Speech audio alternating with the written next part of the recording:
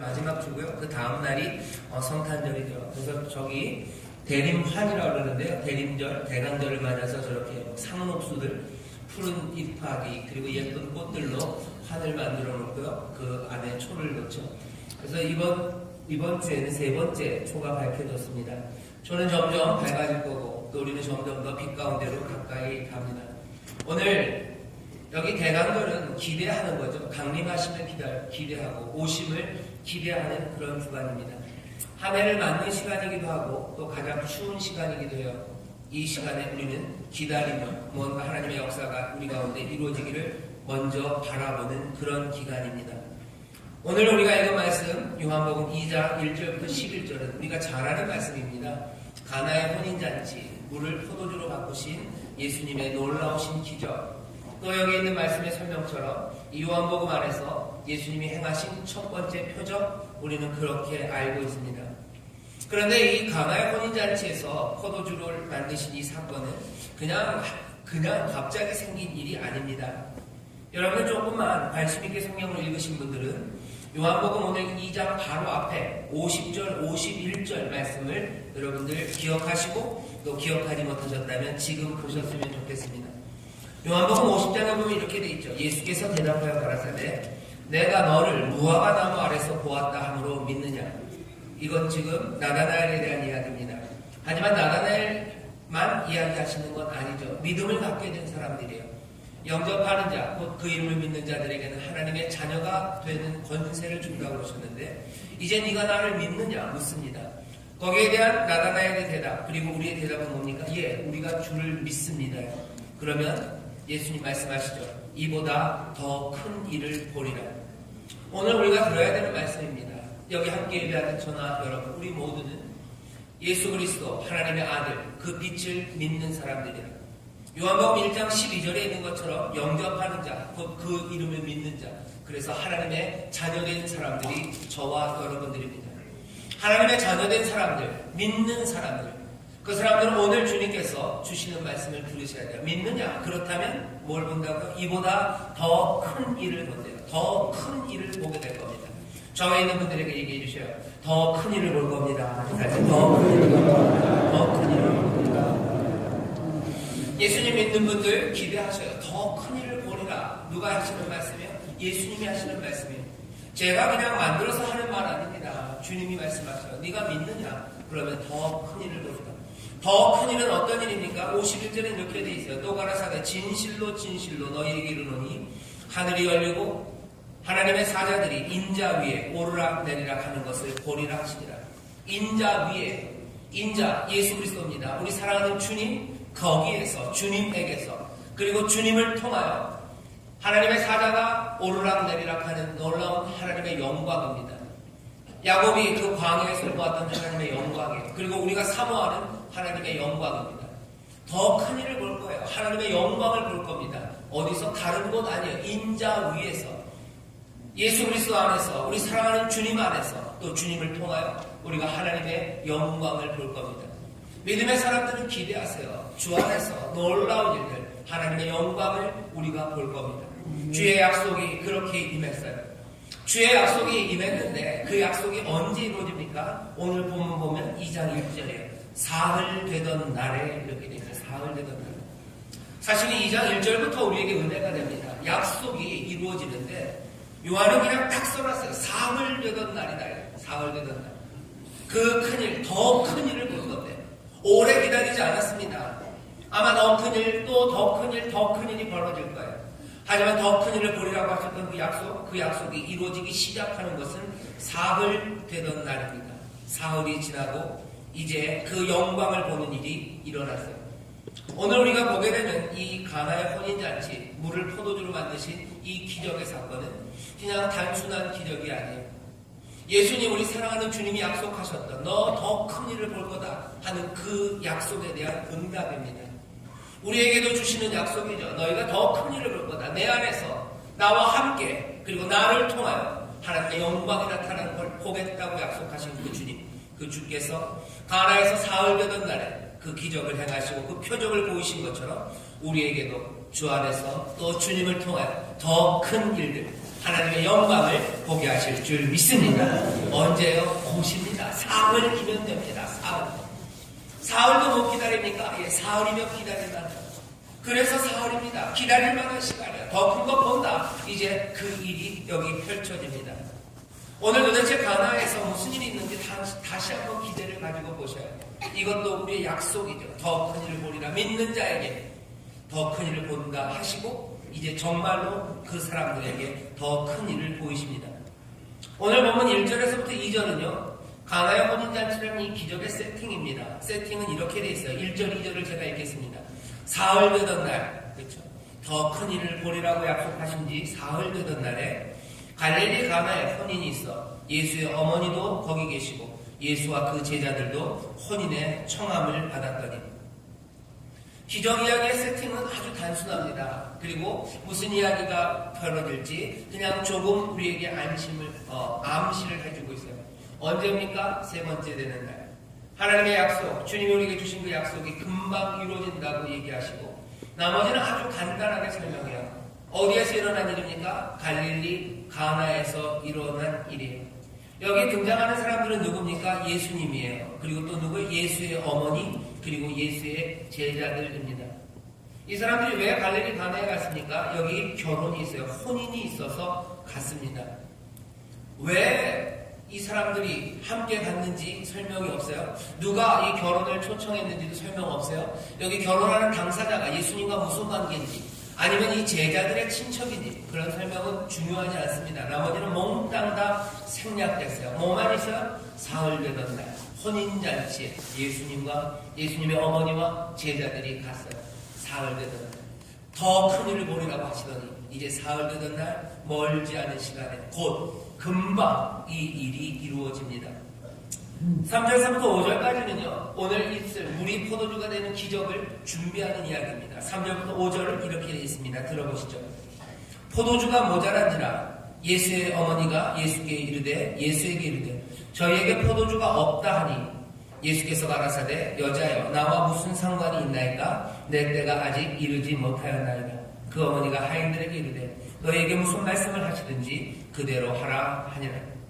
3절부터 5절까지의 말씀은요, 뭔가 조금 복잡해요. 무슨 상황인지는 알겠는데, 무슨 의미인지는 잘 알아듣기가 어렵습니다.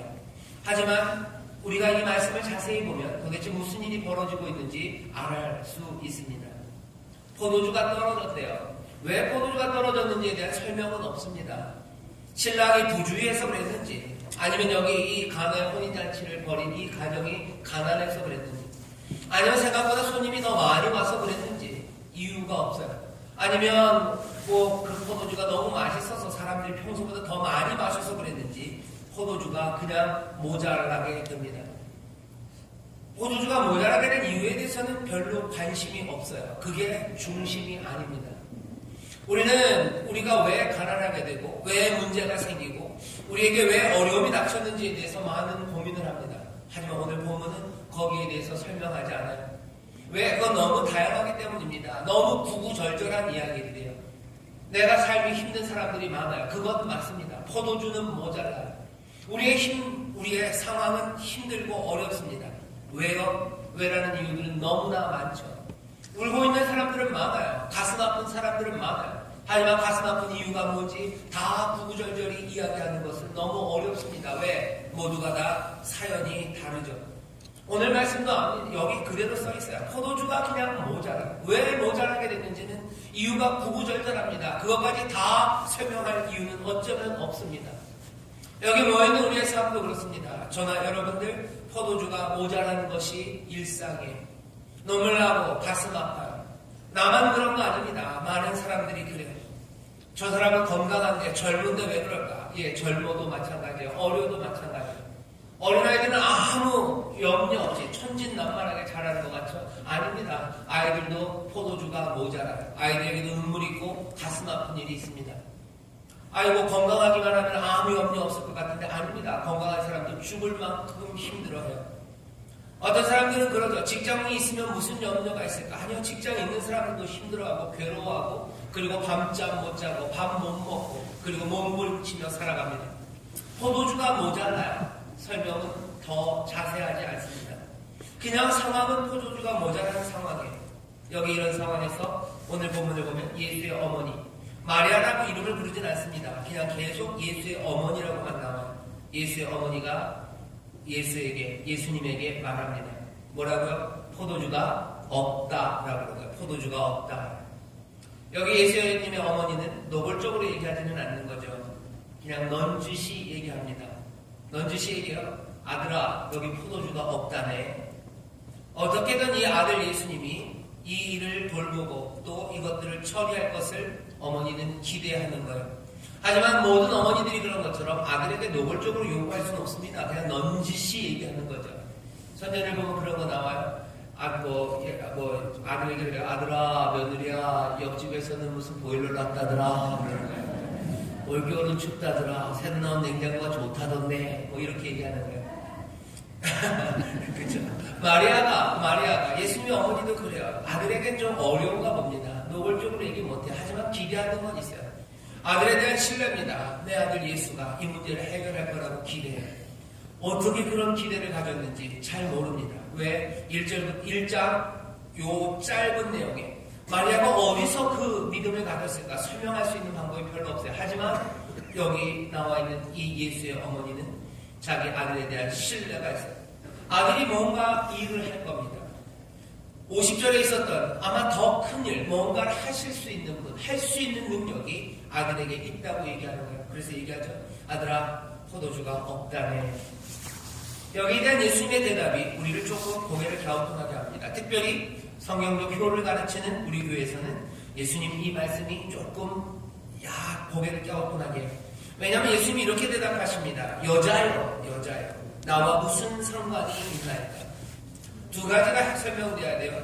먼저는 여자요. 나와 무슨 상관이 있나이까? 나와 무슨 상관이 있나이까 말이에요. 이 집 잔치에 포도주가 떨어진 게 나와 무슨 상관이 있습니까? 라는 말은 아닙니다.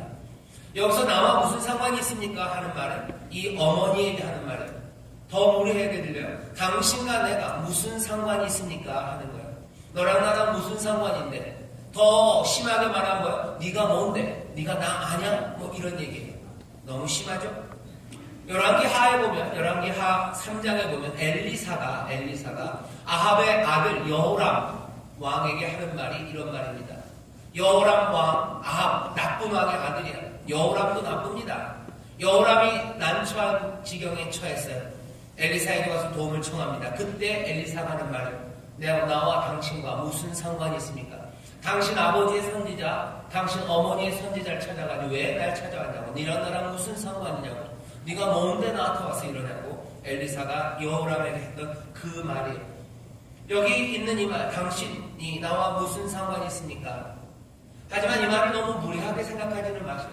그냥 당신과 나와 상관이 없다. 내가 당신 일에 끼어들 일 아니다. 어머니가 지금 나에게 그런 이야기를 할 계제가 아닙니다. 라고 거리를 두는 거예요. 여자라는 말도 마찬가지입니다. 어머니라고 부르지 않아요. 그냥 여자예요.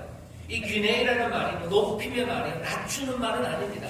그럼에도 불구하고 어머니는 아니에요. 그냥 여자예요. 높여서 불러요. 거리를 띄워놓습니다. 예수님은 마리아와 거리를 띄워놔요. 왜? 마리아가 지금 어떻게 하려고 하는 거예요? 아들을 분명히 믿습니다. 예수를 신뢰합니다. 하지만 우리 사랑하는 이 주님께, 이 능력 많은 주님께 자기가 뭔가를 요구하기 시작하는 거죠. 이 일을 해결하시라고, 지금 해결하시라고 개입하고 끼어들기 시작합니다. 예수님께서 얘기하셔요. 여자여, 나와 무슨 상관이 있나이까? 내 때가 아직 이르지 못하였나이까? 내 시간이 아직 이르지 않았대. 왜 어머니 마리아를 이렇게 거리를 띄워놨는지에 대한 설명입니다. 내 시간이 이루어지지 아직 오지 않았어요.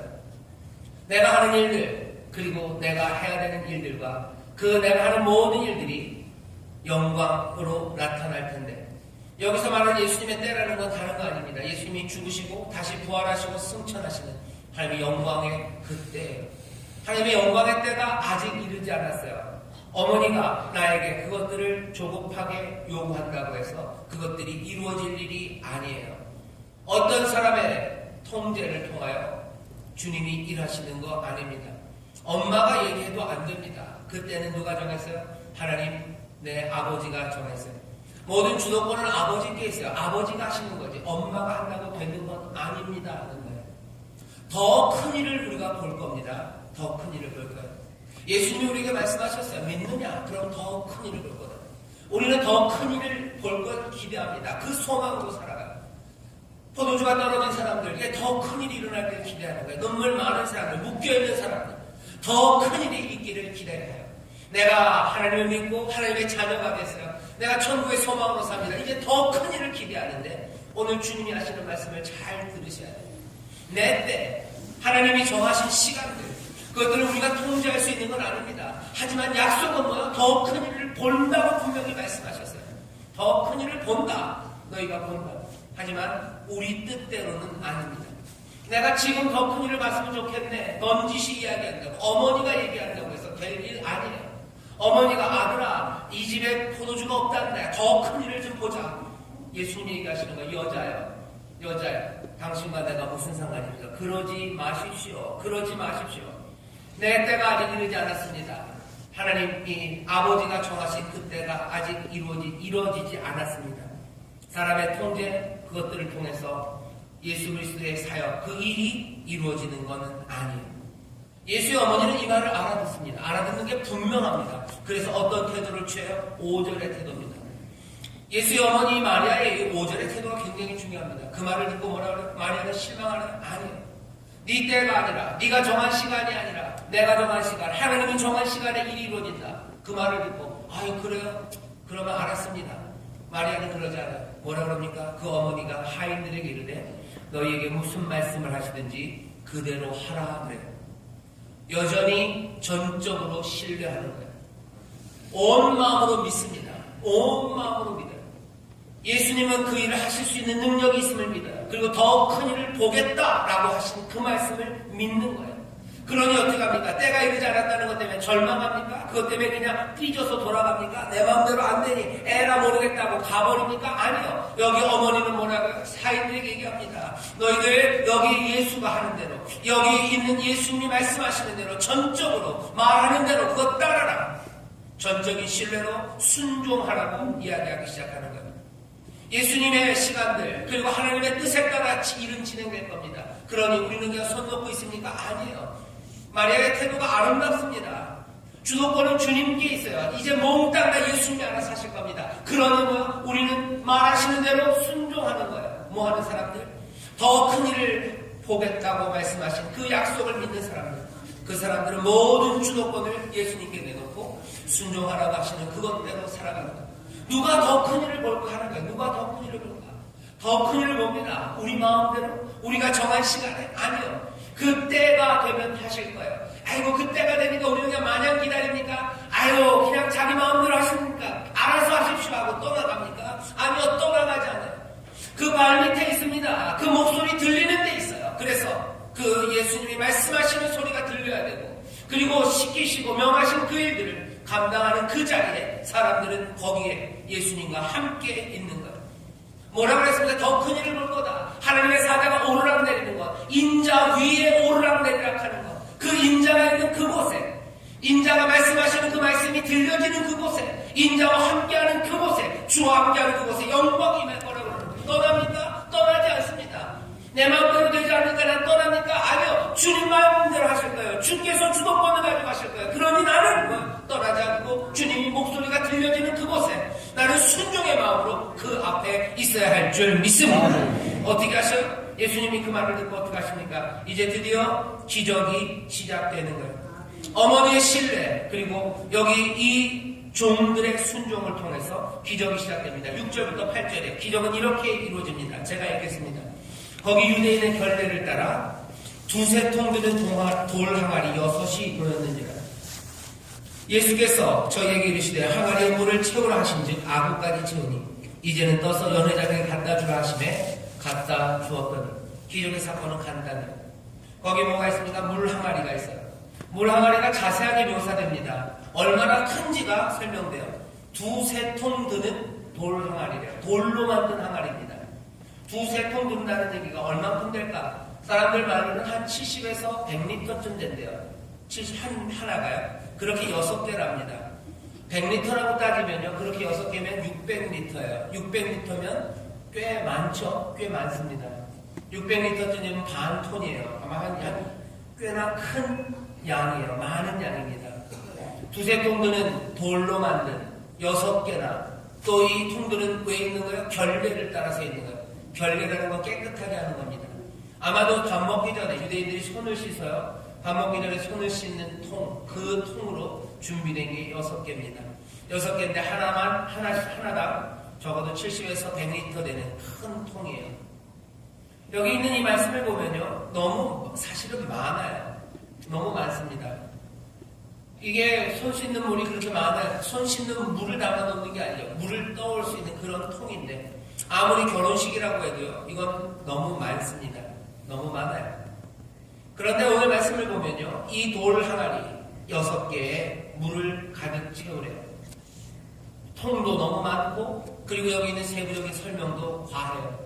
이렇게 과하게 설명할 필요 없어요. 그냥 통이 여러 개 있었다고 해도 되는데 6개 있었고 이건 돌이었다라고 설명하고 그 통의 크기가 두세 통 드는 거라고 자세하게 설명합니다. 설명이 과해요. 그리고 통 있는 개수들도 너무 많습니다. 통도 너무 많고 설명도 너무 과해요. 기적의 이야기가 시작되면서 우리에게 들려지는 건 과한 것들이에요. 넘치는 이야기예요. 이건 심하게 넘칩니다. 그럴 필요 없는데 과도해요. 과도한 이야기들이 펼쳐지기 시작합니다. 이건 이야기의 기술입니다. 뭐예요? 이제 펼쳐지는 이 기적이 얼마나 과도하고 넘쳐나는지를 강조하고 싶은 거예요. 그냥 물 한 잔을, 포도주 한 잔을 바꾸는 게 아니에요. 이건 넘치는 겁니다. 거기 있는 사람들 머리 쑤셔가지고 그 사람들에게 통 하나씩 나눠주고 잔 하나씩 병 하나씩 나눠주고 거기 있는 것들 바꾼 거 아니에요. 두세 통이나 드는 그 돌 항아리 6개 결례를 따라 쓰는 그 통 거기에 물을 어디까지 아구까지 꽉꽉 채워놓은 거예요. 그 몽땅의 물을 다 포도주로 바꿨어요. 과도한 거예요. 넘치는 겁니다. 오늘 이 벌어진 기적을 설명하면서 우리에게 보여주고 싶은 거예요. 이 기적은 어떤 기적입니까? 넘치는 기적이에요. 찰랑찰랑 아슬아슬하지 않습니다. 이건 넘쳐요. 예수님 말씀하시죠. 더 큰 일을 보리라 말씀하시는데 이 큰 일은 늘 넘치는 것으로 우리에게 줍니다. 은혜가 우리 가운데 넘쳐요. 하나님 우리에게 주시는 생명은 우리에게 늘 넘칩니다. 하나님 우리에게 복 주실 때 어떻게 주셔요? 넘치게 주셔요. 누르고 흔들어 넘치도록 하여 주십니다. 은혜 위에 은혜를 주시는 거예요.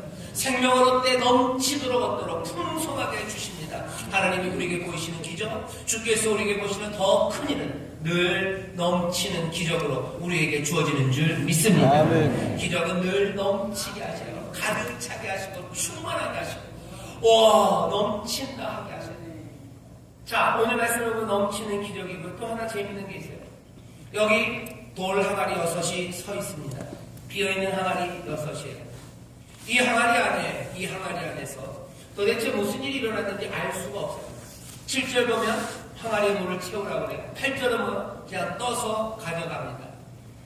이 물이 언제 포도주로 바뀌었는지 사람들이 알 수가 없어요. 그냥 통 안에서 바뀌었는지, 부으면서 바뀌었는지, 뜨면서 바뀌었는지, 아니면 어느 장에 먹을 때 바뀌었는지 알 수가 없습니다. 하지만 우리에게 보여지는 건 뭐예요? 그 돌 항아리 안에서 그 항아리 안에 이제는 물 대신에 포도주가 담겨져 있다는 거죠. 옛 포도주가 아닙니다. 새 포도주예요.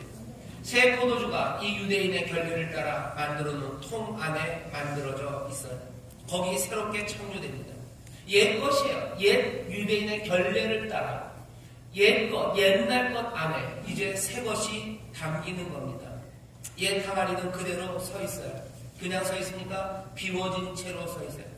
옛 것들은 비워져서 서 있고 그리고 거기에 놀라운 선물이 넘치도록 채워지는 겁니다. 새로운 것은 어디에? 옛 것 가운데 그대로 채워져요. 하지만 그 옛 항아리에 옛 것이 그대로 있으면 안 돼요. 옛 항아리는 비워져 있어야 합니다. 그래야 새 것이 채워져요.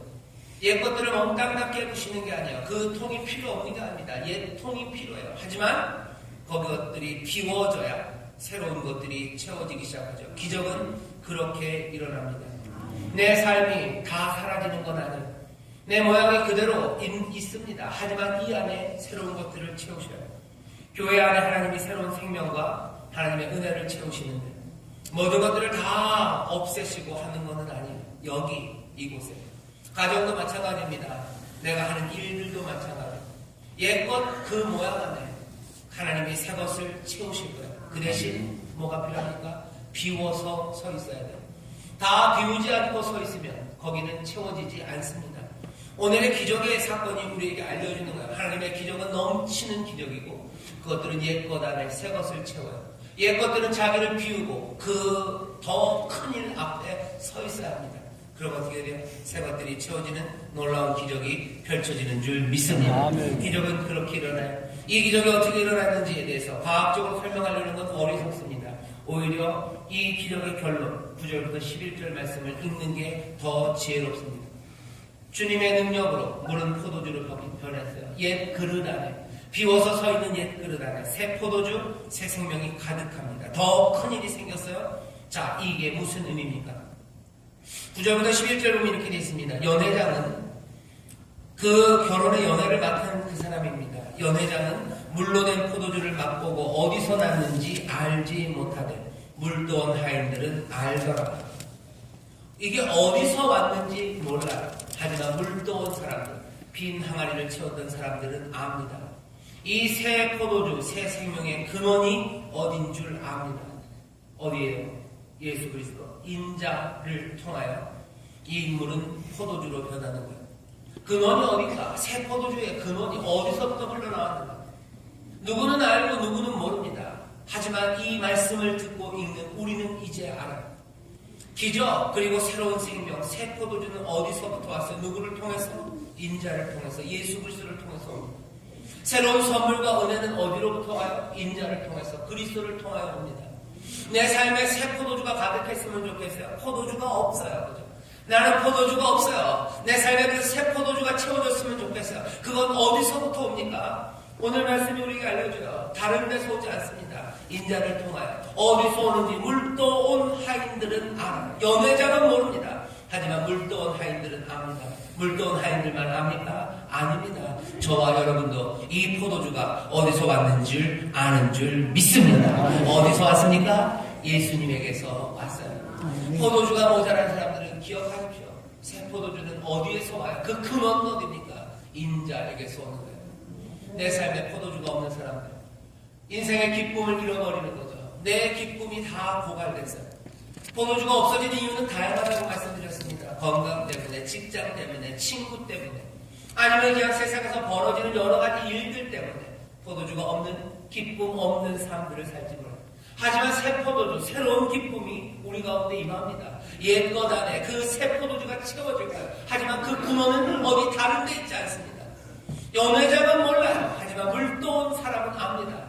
빈 항아리를 채웠던 사람들은 압니다. 순종하는 사람들은 압니다. 그 사람들이 아는 거예요. 연회장이 아니라 물 떠왔던 사람들, 물을 채웠던 그 사람들, 예수 그리스도에 대한 신뢰와 순종 가운데 그 말씀대로 행한 사람들, 그 사람들이 아는 거예요. 이 기쁨이 그리고 이 회복과 생명이 어디에서 왔는지 그 근원을 아는 사람 되시기를 주의 이름으로 축원합니다. 오늘 결론을 얘기해 주는 거예요. 근원이 어딘지 우리에게 알려줘요. 또 하나 더 좋은 건 뭡니까? 말하는 사람마다 먼저 좋은 포도주를 내고 취한 후에 낮은 것을 내거든 그대는 지금까지 좋은 포도주를 두었다 하니라. 이게 뭐예요? 여기 있는 이 포도주는 좋은 포도주입니다. 좋은 포도주예요. 사람들은 좋은 건 나중에 주지 않고 먼저 주었다가 취한 다음에 낮은 걸 내는데 여기 있는 이 신랑은 너무나 훌륭해서 어떻게 해요? 좋은 것으로 나중까지 준다는 거예요. 여기 결혼식에 신랑이 준 건 아닙니다. 누가 준 거예요? 예수님. 이분은 누굽니까? 요한복음 3장에 보면 이분이 신랑이에요. 참된 신랑입니다. 이 신랑은 좋은 포도주를 줘요. 나쁜 거 아닙니다.